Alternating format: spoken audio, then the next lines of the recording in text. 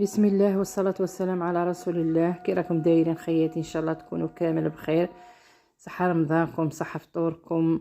كي راكم دايرين؟ ان شاء الله تكونوا كامل بخير. اليوم ان شاء الله جبت لكم الكاطو اللي راه داير طوندونس، كاطو الهليلات. نقول لكم راي فيه، نقول لكم مليح ماهوش مليح. نبداو في الوصفة ان شاء الله. اليوم هنا بنتي هي اللي راهي تروي في العجينة.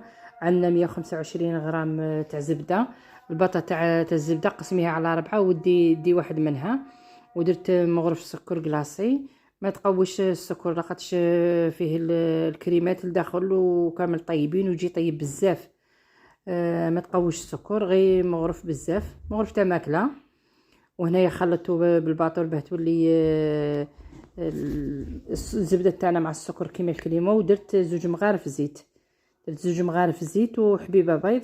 وإلا كان ضاعفتي الكميه ديري 250 غرام زبده، وديري حبه بيض ونص حبه، وصفار حبه وصفار. سمحوا لي خياتي شغل راني صايمه، راه تخلط لي الهضره. نعاود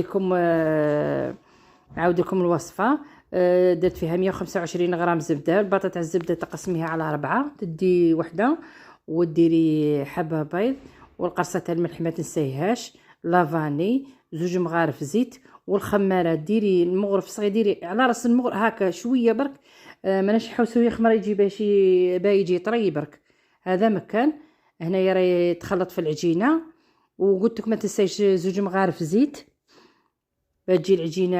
احنا لهنايا ما قوتش الكميه، درت غير شويه، قلت غير نسيه برك الا مليح ولا لا. ونقول لكم رايي فيه خياتي. هذو الهليلات في الحق شابين، الشكل تاعهم روعه، شابين. هنايا راهي بنتي دهن فيهم بالزيت، وما يلصقوش، هما كاع ما يلصقوش. كي تقلعيهم الكوشه غير يبردوا يطير غير روحو. هنايا نوريكم طريقه سهله باه تجيكم الخدمه تاعهم شابه وما ظليش نهار كامل وتي معاهم. وفي الحق يشد في اليد، يشد اليد بزاف. هنايا ديري كميه تاع عجين غير شويه كيما راهي دير بنتي هكا. ومن بعد ديري فوقو ساشي وديري فوقو المول بالخف، تجيك الخدمه سهله. هاك تشوفي في طريقه سهله. هنايا بنتي هي اللي تخدم، وانايا كنت مع الفطور. راكم عارفين قناتي باللي دائما انا وبنتي. وما تنسوش خياتي ترحموا على الزوج تاعي في هذا الايامات المباركه، اللي يجعل ربي يرحمه ويوسع عليه دايما. هنايا كتشوفي تقبضي مول مع مول تدركي عليه هكا. وننصحك كي راكي تدركي هكا كشيفتها تدركي غير مليها، ما تدركيش على الجناب هذوك الاخرين تاع الهلال اللي منو من ينقطعوا لك. كي يطيبوا اللي ينقطعوا لك لازم تخليهم شويه خشان. في الدري كدركي غير في الوسط، ومنا في الجناب ما تدركيش بزاف. وتقلعي الحواشي هنايا. بالحق هذا المول شباب بزاف وهايل اشتهي، يشد في اليد. يجي احنا درنا 125 غرام زبده، قطعت لنا 18 حبه. اشتاو يشد في اليد بزاف. اللي تكون مشغوله واللي عندها وليدات واللي عندها نصحها ما ديروش. واللي تبغي هكا كاطو بريستيج، هو شباب في الحطه تاعو شباب هايل، ويجي فيه الكريمات من الداخل يجي روعه. هنايا راكم تشوفوا. كمل الكميه اللي عندنا وتثق بها بالفرشيطه. وهنا الكوشه تاعك كي تشعليها ما تكونش حاميه بزاف. وننصحك كي ديريه في الكوشه واحد شويه هكا ورجعي ليه تصيبيه يطلع. كي تصيبيه يطلع هبطي هكا بصبعك، هبطيه ورجعيه يطيب. لخاطرش جاي ضيق ويطلع مهما ديري له يطلع. كي ترقبي عليه في الكوشه وتصيبيه طالع هبطي هكا بصبعك. هنا راكم تشوفوا بنتي راهي تصنع فيه. ما تستونيش خياتي بجام ولا ابوني حلو كيما نتوما. ربي يحفظكم. نبغي نوريكم الوصفه هذه راهي طوندونس، والعام تاع السنه كاع الديار تصيبي فيهم كاطو الهليلات. وكل وحده كيف تعمرو، كاين اللي يعمروه بالنيسلي، كاين اللي يعمروه بهذاك شوكولا دبي راهي تباع. هذاك نسيت كيف يقولوا له. هنا راكم تشوفوا كملت الحبات، قلت لك جاتنا 18 حبه والاخرى بالفرشيطه هكا.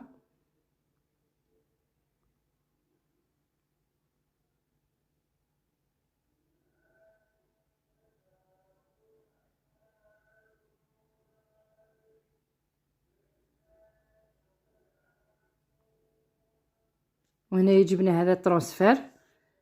هنا في هذه الوصفه نعطيكم نصيحه،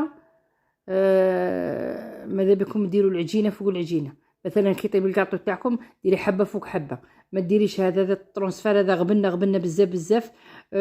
ولات الشوكولا تاعو لا يتكسر لنا قد اللي درنا ولا يتكسر لنا، جاي صعيب ويغبن بزاف. انا كنصيحه من عندي كي يطيب الكاطو تاعك ديري حبه فوق حبه كيما الصابلي. هذا يجي الشكل تاعو شباب، حقيقه يجي الشكل تاعو روعه، بصح يغبن ويشد اليدي بزاف. هنايا جبت توفيه كراميل ودرتها في لابوش هذا باش تجي خدمتنا نقيه. تعمري هذو الهليلات تاعك منا بالطوفيه، والجهه الاخرى درنا شوكولا اتارتيني مع شويه كاوكاو. التعمار يبقى اختياري، كل وحده تعمرو كيما بغات.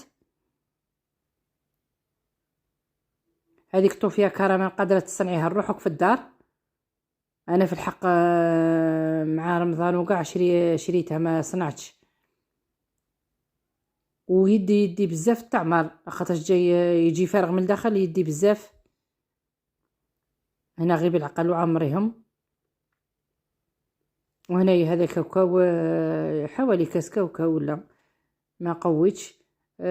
هنايا قليتو وطحنتو خليتو شويه خشين هكا باه كي يجي في الماكله يجي باين. درت شويه شوكولا خلطته معاه. البنه تاعو جا هايل، البنه جا روعه. قلت لكم شباب اشتهوا من يشد اليد اللي شويه ما بغيناش هكا.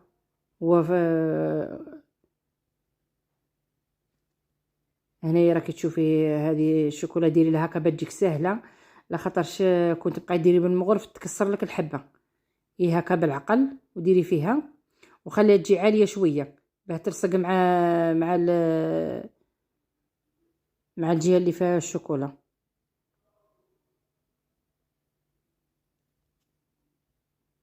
راكي تشوفي هو الشكل تاعو يجي هايل ويجي هشيش بزاف، يجي روعه. انا درت هكا كشغل الحربوش باش تجيني سهله في الخدمه. كنت بقاي ديري بالمغرف يتكسروا لك الحبات. هكا كم تشوفوا الشكل تاعو جا شباب.